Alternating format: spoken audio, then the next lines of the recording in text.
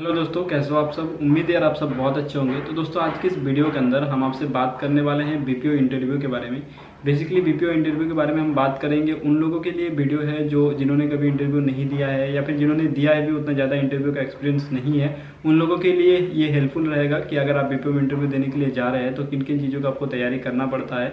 Basically आज की video में हम बात करेंगे डोमेस्टिक बीपीओ के बारे में, फिर कभी हम इंटरनेशनल बीपीओ के बारे में भी वीडियो बनाएंगे, लेकिन अभी हम बात करेंगे डोमेस्टिक बीपीओ के बारे में कि अगर आप डोमेस्टिक बीपीओ में जा रहे हो तो किन किन चीज़ों में आपको इंटरव्यू में तैयारी करना पड़ता है, क्या क्या चीज़ें वहाँ पे होती है, किन किन चीज़ों को लेकर क्वेश्चंस किया जाता है। तो इसी के बारे में हम डिटेल में बात करेंगे ताकि आप सभी जो है इंटरव्यू से पहले इन सभी चीज़ों का प्रिपरेशन थोड़ा सा कर ले ताकि आप सभी जो है इंटरव्यू को क्रैक कर पाए। तो चलिए शुरू करते हैं। शुरू करने से पहले गाइस आप सभी से एक छोटा सा रिक्वेस्ट करना चाहूँगा कि अगर अभी तक आपने हमारे इस चैनल को सब्सक्राइब नहीं किया है तो वीडियो के नीचे लाल कलर के सब्सक्राइब बटन को दबाकर सब्सक्राइब कर लीजिएगा ताकि कोई भी वीडियो की नोटिफिकेशन को आप मिस ना करो। तो गाइज़ मैं आपको बताना चाहूँगा कि देखिए अगर आप डोमेस्टिक बीपीओ में जाते हो तो उतना ज़्यादा तामझाम नहीं होता है। यहाँ पे जो है अगर आपका कम्युनिकेशन स्किल वगैरह अच्छा है, थोड़ा सा टाइपिंग स्पीड अच्छा है तो आपका जो सिलेक्शन है ये हो जाता है। बेसिकली दो तीन चीज़ें यहाँ पे आपको करनी पड़ती है। लाइक पहला तो होता है आपका वर्बल इंटरव्यू जो एचआर और मैनेजर के साथ में होता है, ये तो होता ही है। इसके अलावा जो है आपका टाइपिंग टेस्ट हो सकता है।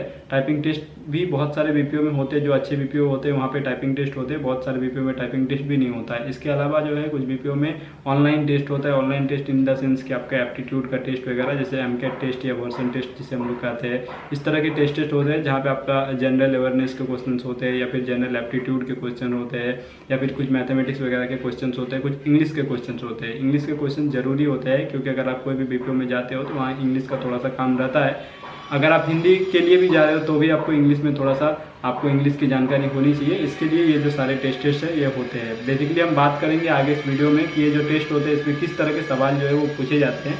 लेकिन सबसे पहले हम बात करते हैं कि जो इंटरव्यू होते हैं इंटरव्यू में किस तरह के सवाल पूछे जाते हैं। जो वर्बल इंटरव्यू एचआर के साथ और मैनेजर के साथ में आपका होता है। आप किसी भी बीपीओ में जाओ आपका वर्बल इंटरव्यू होगा जहाँ पे आपको एचआर जो है कुछ कॉमन क्वेश्चंस होते हैं, वो कॉमन क्वेश्चंस पूछते हैं। पहला जो कॉमन क्वेश्चन है वो टेल मी अबाउट योरसेल्फ। आप कहीं भी किसी भी बीपीओ में इंटरव्यू देने के लिए जा रहे हो तो आपको ये जो सवाल है ये सवाल का तैयारी आपको अच्छे से करके जाना है, चाहे वो हिंदी में हो चाहे आप इंग्लिश में हो। आपको दोनों ही लैंग्वेज में तैयारी करके जाना है क्योंकि आप कहीं पर भी इंटरव्यू देने के लिए जा रहे हो। ये जो सवाल है ये कॉमन सवाल है। 99% जो बीपीओज होते हैं वहाँ पे ये सवाल, पहला सवाल यही सवाल होता है, टेल मी अबाउट योरसेल्फ। तो आपको इन सभी इसके बारे में थोड़ा सा अच्छा से तैयारी करके जाना है। आप टेल मी अबाउट योरसेल्फ के बारे में आपको किस तरह से जवाब देना है तो इसके लिए आपको बहुत सारे वीडियोज़ मिल जाएंगे। वो सारे वीडियोज़ देख लीजिए या फिर बहुत सारे ऐसे आर्टिकल भी मिल जाएंगे जिसको पढ़ लीजिए। इसमें बेसिकली आपको आपके बारे में बताना होता है, आपको अच्छे से बताना होता है।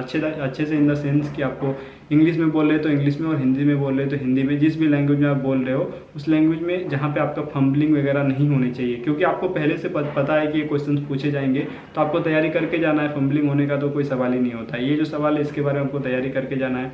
इसके अलावा जो है आपका जो भी हॉबी वहाँ पे आप बताएंगे, मतलब आपके सीवी में, रिज्यूमे में जो भी हॉबी जो है आपका वहाँ पे मेंशन रहेगा, उस हॉबी के बारे में आपको थोड़ा सा नॉलेज लेके जाना है। क्योंकि जो भी आप हॉबी बताते हैं ना उसके बारे में क्रॉस क्वेश्चन होता है। क्रॉस क्वेश्चन जैसे कि मान के चलिए आप बताते हैं कि आपका जो है गाना गाना आपका हॉबी है तो आपको गाने के बारे में पूछा जा सकता है कि कौन सा गाना आपका फेवरेट है, कौन सा सिंगर आपका फेवरेट है, गाना गा के सुनाइए, इस तरह के सवाल। तो क्रॉस क्वेश्चंस के लिए आपको तैयार होके जाना है।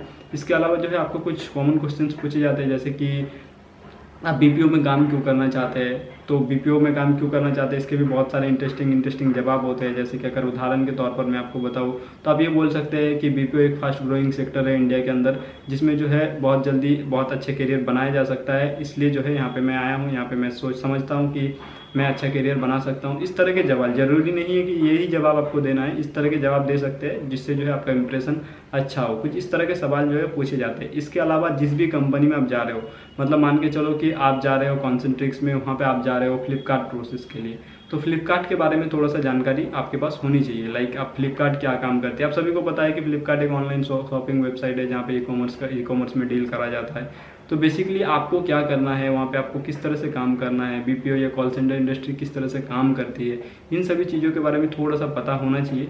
तो फिर आपका जो है सिलेक्शन हो सकता है। या फिर सिलेक्शन इन द सेंस कि आपका जो ये वर्बल इंटरव्यू है वो सारा क्रैक हो जाएगा। इसके अलावा जो है आपका जो, जैसे कि मैंने बताया कि टाइपिंग टेस्ट में क्या होता है कि देखिए टाइपिंग टेस्ट डिपेंड करता है, वेरी करता है। बहुत सारे बीपीओ में टाइपिंग टेस्ट नहीं लिया जाता है। जो छोटे बीपीओ होते हैं वहाँ पे टाइपिंग टेस्ट का कोई ज़रूरत नहीं पड़ता है। लेकिन बाद में जब अच्छे कंपनी में आप जाते हो वहाँ पे टाइपिंग टेस्ट आपका होता ही होता है। तो अगर आप वॉइस के लिए जा रहे हो तो आपका मिनिमम अगर 20-22 के करीब करीब भी है आपका टाइपिंग स्पीड तो भी काम चल जाता है, क्योंकि वॉइस प्रोसेस में उतना ज़्यादा टाइपिंग नहीं करना पड़ता है, तो 20-22 में भी काम चल जाता है। नॉर्मल जिसने किसी भी कभी भी मतलब कीबोर्ड टच किया है उनका 20-22 हो जाता है। ऐसे तो आजकल फ़ोन में भी क्वार्टरी कीपैड आते हैं, तो फ़ोन का और कीबोर्ड का क्वार्टरी दोनों का ही सेम होता है, इसलिए टाइपिंग 20-22 कोई मतलब बड़ा बात नहीं है, लगभग सभी का हो जाता है। यहाँ पे एक्यूरेसी का ध्यान देना पड़ता है। एक्यूरेसी को आपको थोड़ा सा ध्यान देने के लिए मतलब आप 1-2 दिन अगर तैयारी करते हैं तो वो भी आपका ठीक ठाक हो जाएगा, कोई दिक्कत वाली बात नहीं है। लेकिन इसके अलावा अगर आप नॉन वॉइस में जा रहे हैं तो वहाँ पे आपकी टाइपिंग स्पीड जो है वो ज़्यादा अच्छा होना चाहिए।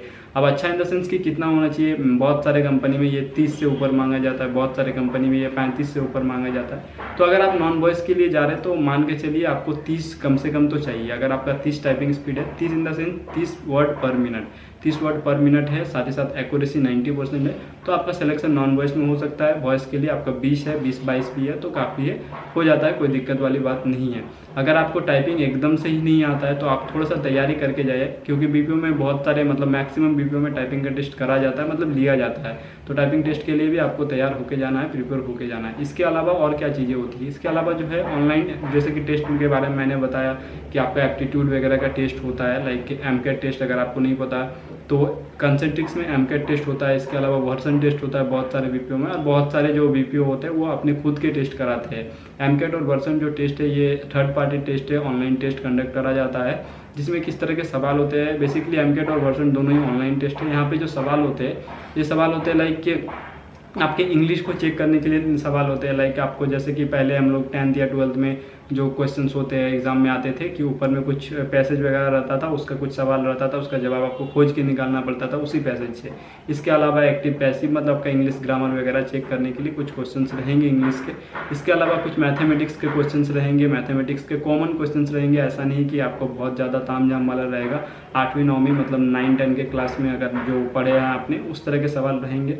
इसके अलावा जो है एप्टीट्यूड टेस्ट में भी नॉर्मल रहेंगे, जो मतलब लगभग सभी लोग कर लेते हैं। देखिए बात यह है कि ये जो टेस्ट होता है इसमें 60 to 70% अगर आप नंबर ला दे तो पास हो जाते हैं, और मैक्सिमम लोग 99% लोग 60 to 70% नंबर ले आते हैं, क्योंकि यहाँ पे कॉमन क्वेश्चंस रहते हैं, उतने ज़्यादा तामझाम वाले क्वेश्चन नहीं रहते। आपको थोड़ा सा ध्यान देकर यहाँ पे टेस्ट देना है तो आप पास हो जाएंगे। अब हम यहाँ पे एक और आपको गाइड देना चाहेंगे। देखिए यहाँ पे चीज़ें क्या होती है कि बहुत सारे जो टेस्ट होते हैं उसमें नेगेटिव मार्किंग होती है, बहुत सारे टेस्ट होते हैं जिसमें नेगेटिव मार्किंग नहीं होती है। तो अगर नेगेटिव मार्किंग नहीं होती है तो आप सभी क्वेश्चन को टच कीजिए, लेकिन अगर नेगेटिव मार्किंग होती है तो आपको सभी क्वेश्चन को टच नहीं करना है। आपने देखा कि आपने 70 नंबर का क्वेश्चन बना दिया है और सभी सही है, तो आप छोड़ दीजिए वहाँ पे। आप 30 गलत करने जाएंगे तो आपका 30 नंबर माइनस हो जाएगा, जहाँ पे आपका सिलेक्शन होने का चांसेस जो है वो कम हो जाता है। बेसिकली ये जो टेस्ट होते हैं टेस्ट में लगभग सभी पास हो जाते हैं। अगर थोड़ा बहुत हेल्प का ज़रूरत पड़ता है तो वो हेल्प एचआर आपको पहले ही कर देंगे।